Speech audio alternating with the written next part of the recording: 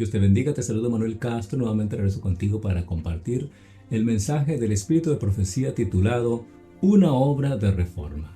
Los cristianos deben prepararse para lo que pronto ha de estallar sobre el mundo como una sorpresa abrumadora, y deben de hacerlo estudiando diligentemente la palabra de Dios y esforzarse para conformar su vida con sus preceptos. Dios pide un renovamiento y una reforma. Así lo cita el libro La historia de los profetas y reyes, página 461. La obra de reforma tocante el sábado, como día santificado de descanso, que debía sobre todo cumplirse en los últimos días, está predicha en la profecía, sobre todo en Isaías 56, cuando dice: Así dijo Jehová, guardad derecho y haced justicia, porque cercana está mi salud para venir y mi justicia para manifestarse. Bienaventurado el hombre que esto hiciere, y el hijo del hombre que esto abrazare. Que guarda el sábado de profanarlo, y que guarda su mano de hacer todo mal. A los hijos de los extranjeros que se llegaren a Jehová para ministrarle, y que amaren el nombre de Jehová para ser sus siervos, todos los que guardan el sábado de profanarlo y abrazaren mi pacto, yo los llevaré al monte de mi sanidad y los recrearé en mi casa de oración. Así lo cita Isaías 56, verso 1, 2, 6 y 7. Bueno, esas palabras se aplican a la dispensación cristiana, como se ve por el contexto. Dice Jehová el Señor, el que recoge los dispersos, sobre todo de Israel, juntaré a los otros, ¿verdad? Todavía, además de los suyos que están ya recogidos. Isaías 56, 8. Así está anunciada sobre todo de antemano la reunión de los gentiles por medio del Evangelio. Y una bendición se promete a aquellos que honren entonces el sábado, el día del Señor. Así que la obligación del cuarto mandamiento se extiende más allá de la crucifixión, de la resurrección y de la ascensión de Cristo, hasta cuando sus siervos debían predicar a todas las naciones el mensaje de las buenas nuevas. El Señor manda por él mismo, sobre todo, un profeta que dice: ata el rollo del testimonio y sella mi ley entre mis discípulos. Eso se encuentra en Isaías 8:16. El sello de la ley de Dios se encuentra en el cuarto mandamiento. Este es el único de los 10 mandamientos que contiene tanto el nombre como el título de legislador. Declara que es el creador del cielo y la tierra. Revela así el derecho, sobre todo, que tiene para ser reverenciado y adorado sobre todos los demás. Aparte de este precepto, no hay en el decálogo, sobre todo, que muestre qué autoridad fue la que promulgó la ley. Cuando el día de reposo fue cambiado por el poder del Papa, se le quitó el sello a la ley. Los discípulos de Jesús estaban llamados a restablecer, sobre todo, a restablecerlo, elevando el sábado del cuarto mandamiento en su lugar legítimo como institución conmemorial, sobre todo del Creador y sobre todo signo de su autoridad. Aunque la iglesia cristiana original guardaba el sábado o séptimo día siguiendo el ejemplo de Jesucristo y apóstoles, fue el emperador Constantino quien quitó, sobre todo, se nombró a sí mismo obispo de la Iglesia Católica y promulgó la primera ley civil con respecto a la celebración del domingo en el año 321 después de Cristo. Proclamó que el día del sol era el día del culto del Imperio Romano. Fue en el siglo IV después de Cristo, el Concilio Católico de la Odisea afirmó el domingo como un día de culto y declaró herejes a los cristianos sabáticos. Hasta el día de hoy, los cristianos sabáticos son perseguidos, sobre todo en muchos países. Y dice el profeta: a la ley y al testimonio, dijo el profeta Isaías. Y aunque abundan las doctrinas y teorías contradictorias, la ley de Dios es la regla infalible por la cual debe probarse toda opinión, doctrina y teoría. El profeta dice: si no hablaren conforme a esta palabra, son aquellos para quienes no ha amanecido. Eso se encuentra en Isaías 8:20. Bueno, también se debe, en este caso, proclamar el mensaje, como dice el profeta, a voz en cuello, cuando dice: clama a voz en cuello, no te detengas, eleva la voz como trompeta, a mi pueblo su transgresión. A la casa de Jacob sus pecados, los que deben ser reconvenidos a causa de sus transgresiones, no son los que constituyen el mundo impío, sino aquellos a quienes el Señor designa como mi pueblo. Dios dice además, y con todo me buscan de día en día y tienen deleite en aprender sobre todo mis caminos, como si fuera nación que obre justicia y que abandonan, sobre todo, que abandonan la ley de su Dios. Si lo cita Isaías 58, 1 y 2.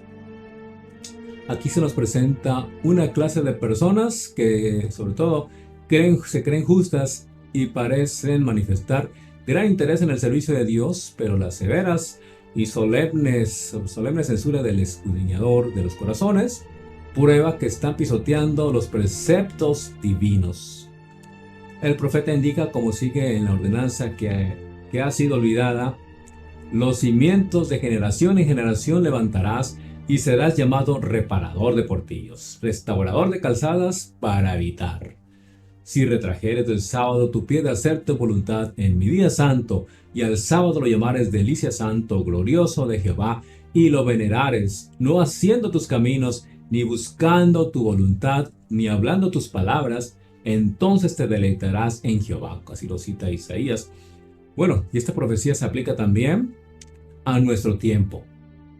Sobre todo la brecha fue hecha en la ley de Dios cuando el sábado fue cambiado por el poder romano, por el domingo, día del sol, así como lo habíamos comentado, que antes adoraban los paganos romanos, adoraban el sol, ¿verdad?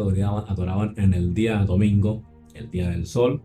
Pero ha llegado el tiempo en que esa institución divina debe ser restaurada. La brecha debe ser reparada, sobre todo, y levantando los cimientos de muchas generaciones. Así es que santificado por el sábado y de la bendición del Creador, el sábado fue guardado por Adán en su inocencia, en el santo Edén por Adán. Así es que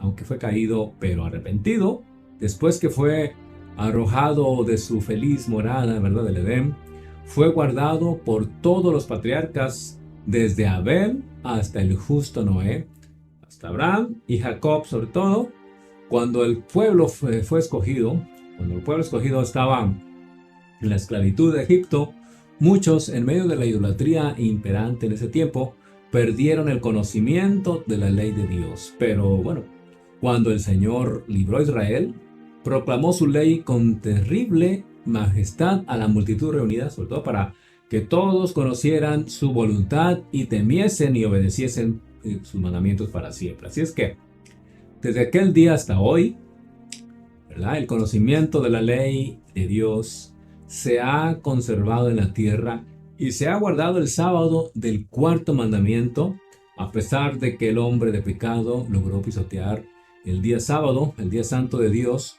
Hubo, sobre todo, aún en la época de su supremacía, en los tiempos difíciles, los tiempos más de la edad oscura, ¿verdad?, también se puede decir. Bueno, en la época de la supremacía, almas fieles escondidas en lugares secretos que supieron honrar el sábado. Desde la Reforma, hubo en cada generación algunas almas que mantuvieron viva su observancia. Aunque fue a menudo en medio de aprobios y persecuciones, nunca se dejó de rendir testimonio constante al carácter perpetuo de la ley de Dios y la obligación sagrada del sábado de la creación. Estas verdades, tal cual están presentadas en Apocalipsis 14, en relación con el Evangelio eterno, serían lo que distingue a la Iglesia de Cristo cuando Él aparezca. Pues como resultado del triple mensaje, se dice: aquí está la paciencia de los santos, los que guardan los mandamientos de Dios y tienen la fe de Jesús. Y este es el último mensaje que se ha de dar, sobre todo antes de que venga el Señor, antes de su segunda venida.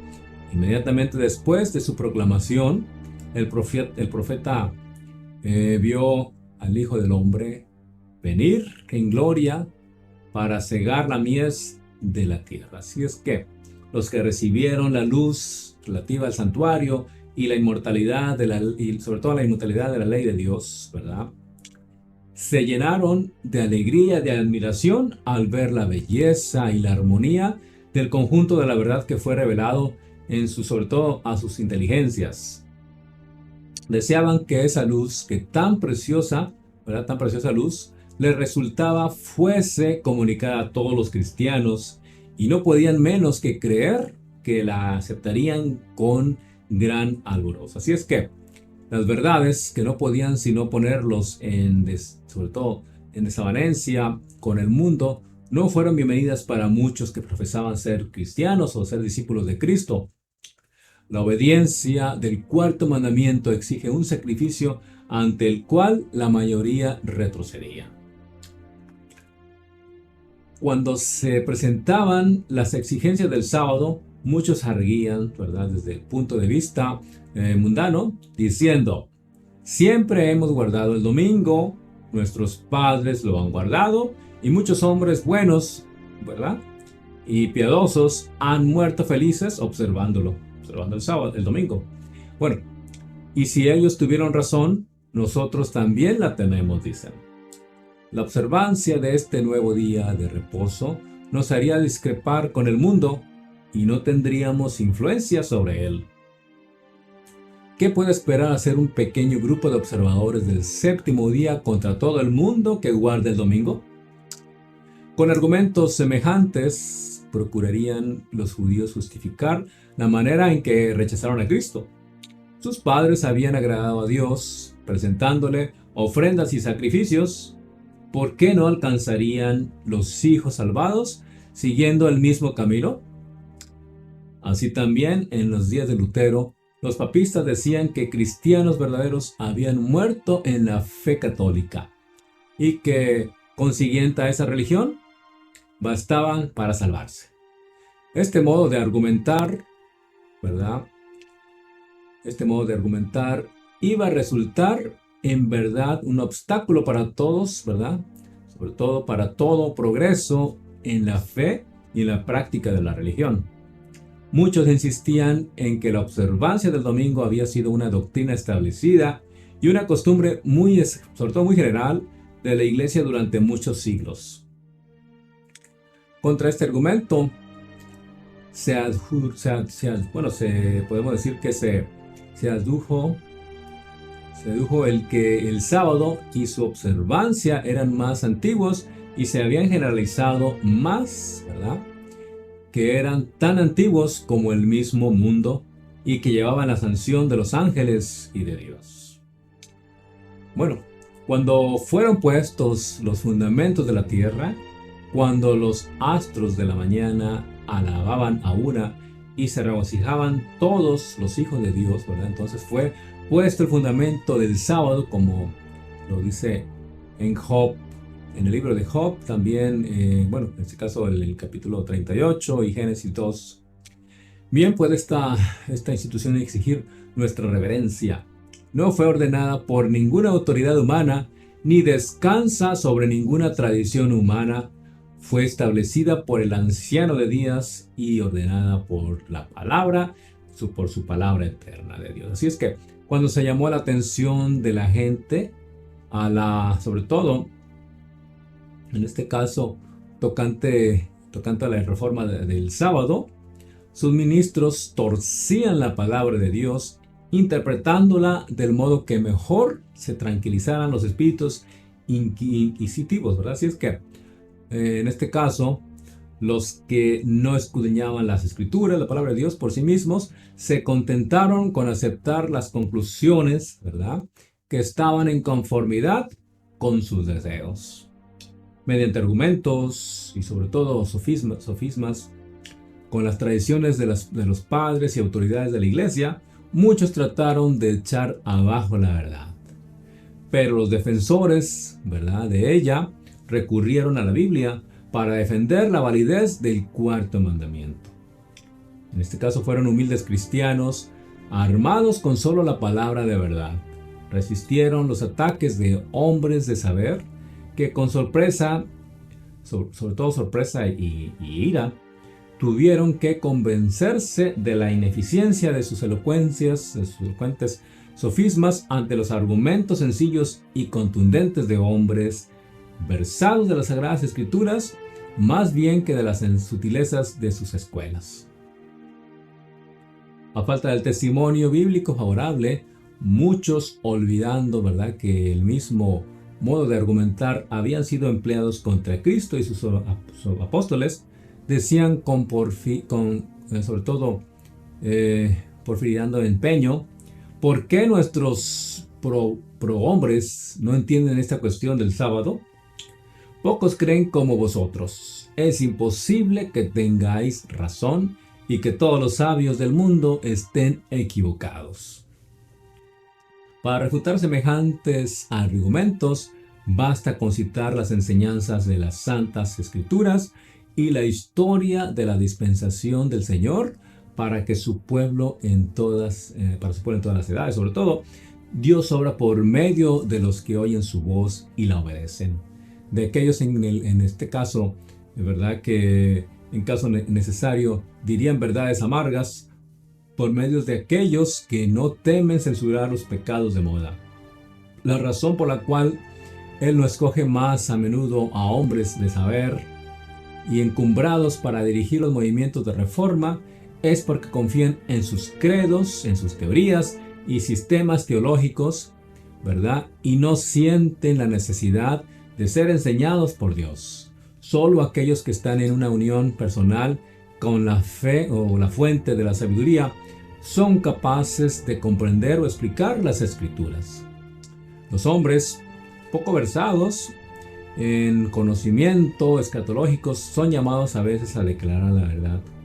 No porque son ignorantes, sino porque no son demasiado, sobre todo, pagados de sí mismos para dejarse enseñar por Dios.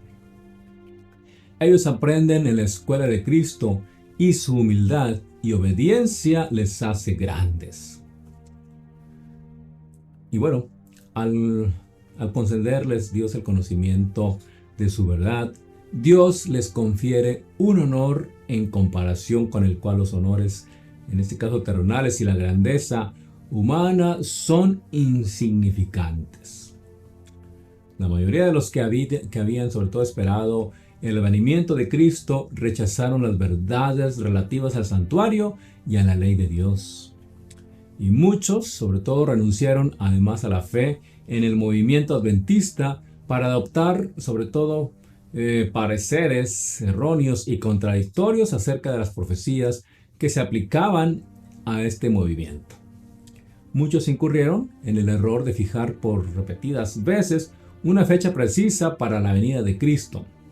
La luz que brillaba entonces respecto del asunto del santuario les habría enseñado que ningún periodo profético se extiende hasta el segundo advenimiento, que todo el tiempo exacto de este acontecimiento no está predicho, pero habiendo apartado de la luz, se empeñaron en fijar fecha tras fecha para la venida del Señor y cada vez fueron más chasqueados, ¿verdad? Así es que cuando la iglesia de Tesalónica, ¿verdad?, adoptó falsas creencias respecto a la venida de Cristo, el apóstol Pablo aconsejó a los cristianos de dicha iglesia que examinaran cuidadosamente las esperanzas y deseos por la palabra de Dios.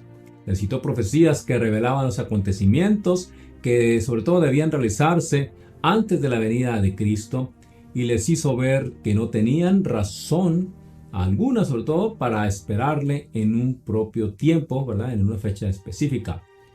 Y bueno, no dejéis que nadie os engañe, dice el Señor, en manera alguna. Y bueno, fueron sus palabras de amonestación. Si te entregaban, sobre todo, a esperanzas no sancionadas por las Sagradas Escrituras, se verían inducidos a seguir una conducta errónea. Y bueno, el chasco los expondría a la mofa de los incrédulos, correrían peligro sobre todo de ceder al desaliento y estarían tentados a poner en duda las verdades esenciales para su salvación. La amonestación del apóstol a los tesalonicenses encierra una importante lección para los que viven, sobre todo en los últimos días. Muchos de los que esperan la venida de Cristo pensaban que no podían ser celosos y diligentes en la obra de la preparación, a menos que cimentaran su fe en una fecha definida para esa venida del Señor. Pero como sus esperanzas no fueron estimuladas, ¿verdad?, una y otra vez, sino para ser defraudadas, su fe recibió tales golpes que llegó a ser casi imposible que las grandes verdades de la profecía hicieran impresión en ellos. Sobre todo, la mención de una fecha precisa para el juicio en la proclamación del primer mensaje fue ordenada por Dios. La computación o el cómputo de los periodos proféticos en que se basa este mensaje, que coloca el término de los 2300 días en otoño de 1844, puede subsistir sin inconveniente. Los repetidos esfuerzos hechos en el objeto de encontrar nuevas fechas para el principio y el fin de los periodos proféticos y argumentos para sostener este modo de ver, no solo alejaban a la verdad presente, sino que también desacreditaban los esfuerzos para explicar las profecías.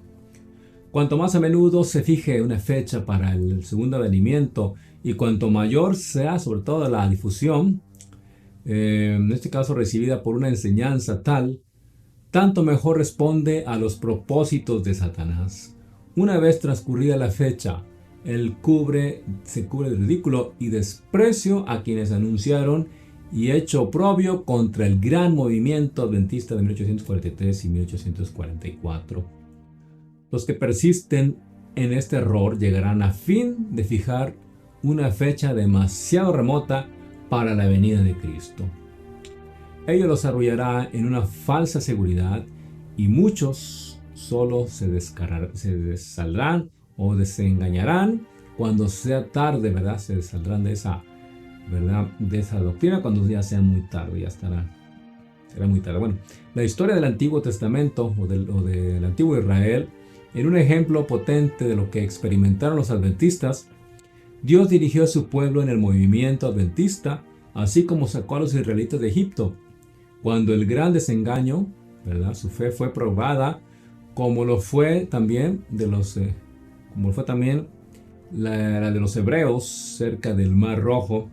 Si hubiesen seguido confiando en la mano que les había guiado y que habían estado con ellos hasta entonces, habrían visto la salvación de Dios.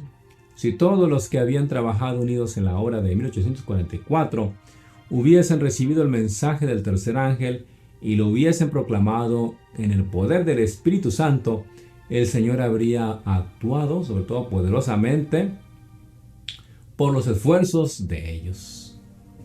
Raudales de luz habrían sido derramados sobre el mundo, y bueno, años haría que los habitantes de la tierra habrían sido avisados. Así es que años, ya hace tiempo. Bueno, la hora final se habría consumado y Cristo habría venido para redimir a su pueblo. No era la voluntad de Dios que Israel, sobre todo, peregrinase durante 40 años en el desierto. Sobre todo lo que él quería era conducirlo a la tierra de Canaán y establecerlo allí como pueblo santo y feliz. Pero no pudieron entrar a causa de su incredulidad. Así lo cita Hebreos 3:19. Perecieron en el desierto a causa de su apostasía, y otros fueron suscritos, ¿verdad?, suscitados para entrar en la tierra prometida. Asimismo, no era la voluntad de Dios que en la venida de Cristo se dilatara tanto, y sobre todo que su pueblo permaneciese por tantos años en este mundo de pecado e infortunio. Pero la incredulidad los separó de Dios. Como se negara sobre todo de hacer la obra que había sido señalada, otros fueron los llamados para proclamar el mensaje por misericordia, sobre todo para con el mundo. Jesús, en este caso, difiere su venida para que los pecadores, ¿verdad?, tengan oportunidad de oír, sobre todo, de oír el aviso y de encontrar amparo en él antes de que se desate la ira de Dios. Y bueno, la predicación de una verdad que de prueba los pecados y los errores del tiempo despertarán oposición, porque todo aquel que ora el mal odia la luz y no viene a la luz para que sus obras sean reprendidas. Así es que si lo cita Juan 3:20, cuando los hombres vean que no pueden sostener su actitud por las Sagradas Escrituras, muchos, ¿verdad?, resuelven sostenerla a tono trance. Así es que, con espíritu malévolo, atacan el carácter y sobre todo los motivos de los que defienden la verdad, que no son populares. Es la misma política que se siguió en todas las edades. Elías fue acusado de turbar a Israel. Jeremías lo fue, ¿verdad? Fue acusado de traidor, y San Pablo de profanador del templo. Desde entonces hasta ahora, los que quisieron ser leales a la verdad fueron denunciados como, sobre todo, sediosos, herejes o sistemáticos. Multitudes que son demasiados, ¿verdad?, sobre todo descreídas para aceptar la segura verdad de la profecía, aceptarán con sobre todo ilimitada credulidad, la acusación dirigida contra los que se atreven a reprobar los pecados de moda. Esta tendencia irá desarrollándose más y más, y la Biblia enseña las claras, ¿verdad? Las claras que se va acercando, ven claramente, ¿verdad?, que se va acercando el tiempo en que las leyes del Estado están, sobre todo, en contradicción con la ley de Dios. Que sobre todo, que quien quiera obedecer a todos los preceptos divinos tendrá que arrostrar censuras y castigos como un malhechor. En vista de esto, ¿cuál es el deber del mensaje de la verdad? Llegará tal vez a la conclusión de que se debe predicar la verdad, puesto que a menudo no produce otro efecto que el empujar a los hombres a burlar o resistir sus exigencias. Podemos ver en el caso de Noé el hecho de que el testimonio de la palabra de Dios despierta oposición no da motivo para callarlo. En este caso, como no se lo dio a los reformadores anteriores, la confesión de fe que hicieron los santos de Dios, ¿verdad?, y los mártires, fue registrada para beneficio de las generaciones venideras, ¿verdad? Así es que los ejemplos vivos de santidad y sobre todo de perseverante integridad llegaron hasta nosotros, ¿verdad?, para inspirar valor a los que son llamados ahora a actuar como testigos de Dios. Recibieron gracia y verdad no para sí solos, sino para que por intermedio de ellos el conocimiento de Dios iluminase la tierra. ¿Ha dado luz Dios, verdad? Una pregunta. ¿Ha dado luz Dios a sus siervos en esta generación? En tal caso deben dejarlos brillar para el mundo. Antiguamente, el Señor declaró a unos que hablaban, ¿verdad?, en su nombre: la casa de Israel, empero, no querrá escucharte a ti, porque no quieren escucharme a mí, dice el Señor. Sin embargo, dijo: les hablarás mis palabras, ora que oigan, ora que dejen oír. Eso se encuentra en Ezequiel 3:7. Así es que al siervo de Dios en nuestros días se dirige la orden: eleva tu voz como trompeta, declara a mi pueblo su transgresión, a la casa de Jacob sus pecados, ¿verdad? En la medida que sus oportunidades pese sobre todo aquel que recibe la verdad, sobre todo la misma solemne y terrible responsabilidad que pasará sobre el profeta, a quien el Señor dijo: Hijo de hombre, yo te he puesto por atalaya a la casa de Israel. Por tanto, oirás de mi boca la palabra y les amonestarás de mi parte.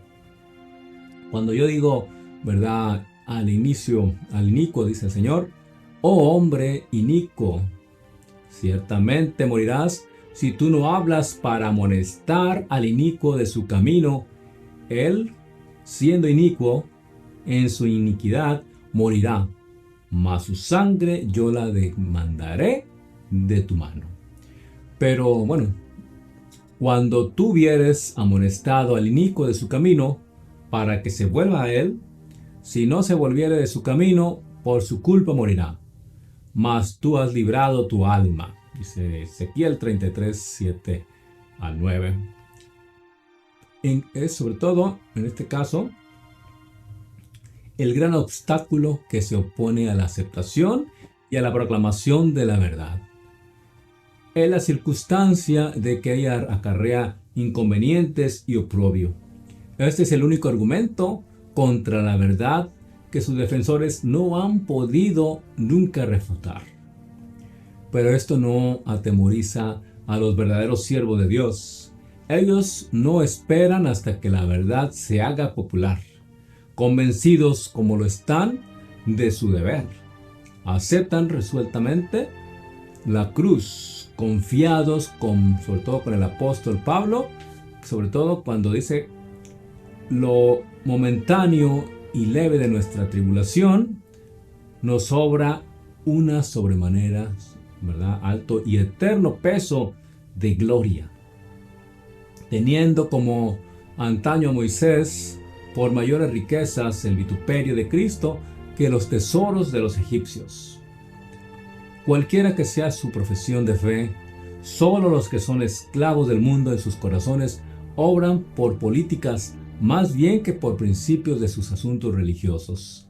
Debemos escoger lo justo porque es justo y dejar a Dios las consecuencias. El mundo debe ser, ¿verdad?, en este caso, el mundo debe sus grandes reformas a los hombres de principios, fe y arrojo. Estos son los hombres, ¿verdad?, capaces de llevar adelante la obra de reforma para nuestra época. Así dice el Señor: escuchadme, los que conocéis la justicia, pueblo en cuyo corazón está mi ley, no temáis el vituperio de los hombres, ni os acobardéis con motivos de ultrajes, porque como a un vestido los consumirá la polilla, y como a una lana los consumirá el gusano, mas mi justicia durará para siempre, y mi salvación de siglo en siglo. Bueno, en este caso podemos hacernos una pregunta. ¿No nos llaman las Escrituras a realizar una obra más pura y santa que la que hemos visto hasta ahora? Dios llama a los que están dispuestos a ser dirigidos por su Espíritu Santo a encabezar una obra completa de reforma. Veo una crisis delante de nosotros y el Señor llama a sus obreros a entrar en la liza. Cada alma debe ahora asumir una posición de más profunda y verdadera consagración a Dios que en los años pasados. He sido profundamente impresionada, dice la escritora, en un boletín de la Asociación General, escrito en el año de 1913, allá el 19 de mayo, y ella sigue diciendo: por escenas que recientemente han pasado delante de mí durante la noche, parecía haber un gran movimiento, una obra de reavivamiento que se desarrollaba en muchos lugares. Nuestros hermanos acudían respondiendo al llamado de Dios. La escritora describe visiones de la noche, ¿verdad? En la noche pasó delante de mí un gran movimiento de reforma en el seno del pueblo de Dios. Los enfermos eran sanados y los afectados, ¿verdad?, y efectuaban otros milagros también. Se advertía de un espíritu de oración como no lo hubo antes, ¿verdad?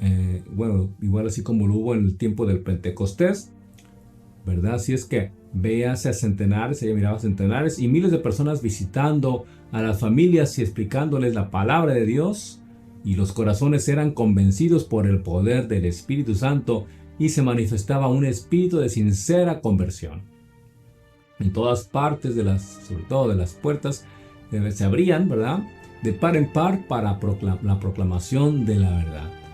El mundo parecía iluminado por la influencia divina.